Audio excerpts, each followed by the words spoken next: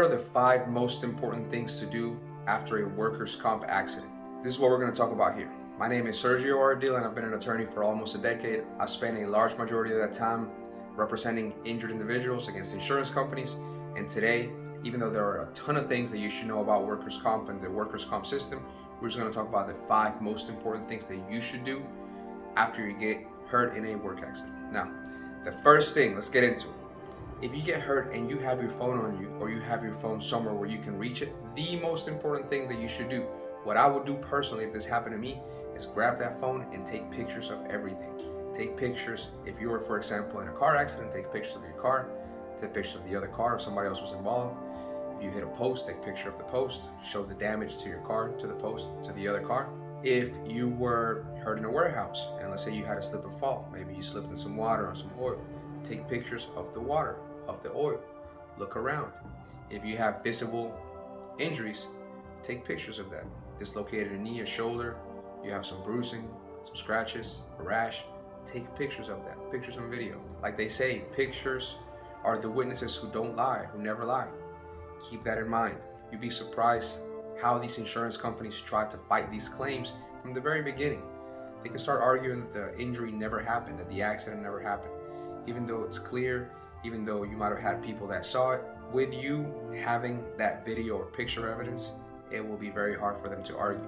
And even then, you'll be surprised. They'll still try to argue, but at least you'll have all the evidence you need at the start of the case to show that something did happen and what you can see of the severity of it. If you have your phone on you or near, grab it and make sure that you start gathering evidence of your accident. Now, the second most important thing after you do that is go report your injury. Take a break from what you're doing after your accident. Go and talk to your manager or supervisor. Let them know, hey, this happened. I was working, I was doing this, and then I slipped on oil and I fell. I'm injured. You don't have to go into a ton of detail, but explain the fundamental parts of what it is that happened. If it was a slip and fall, explain that. If you were doing this or that, explain that. Workers' comp has several components that have to be proven, and it's important that you don't have to go through all of them, but it's important that you state exactly and simply what you were doing and what happened to you. Now, in Georgia, you have 30 days to report the work accident under the law, but it's important that you don't wait the full 30 days. If you can, try to do it as soon as possible, as early as possible. Sometimes insurance companies will use that time to argue that the accident never happened, or that if it did, that you weren't injured. So just keep that in mind. A nice rule of thumb can be, make that the second thing that you do after gathering evidence with your phone. It's pretty simple. And if you're already injured, you probably don't want to continue working in the same fashion that you were. Go make sure that you let a manager know. If a manager's not present, give the manager a call. Better yet, send them a text. Make sure the text goes to the same things that I just mentioned. And that way you have a nice second piece of evidence that something happened. And if it's in writing, it's even better. Now, the third important thing to do is, if you can, let's say you do go talk to your manager and you let your manager know that you've had this work accident, that you get it in writing. Now, most big companies have a form where you report your injury. The manager will look at it. The manager might have their own section that they write. But even if they don't, a good manager should give you even a blank piece of paper for you to write out what happened. Now, there are some instances where the supervisor or the manager might not want to provide that for you, and that's a red flag. Now, what do you do in those situations? Well, you can actually get a paper yourself and just write it down yourself. Date it, sign it, take a picture of it, and then go give it to your manager. Now, whether the manager wants to accept it or not, that will be up to them. But you actually wrote down exactly everything that happened when it was fresh in your mind.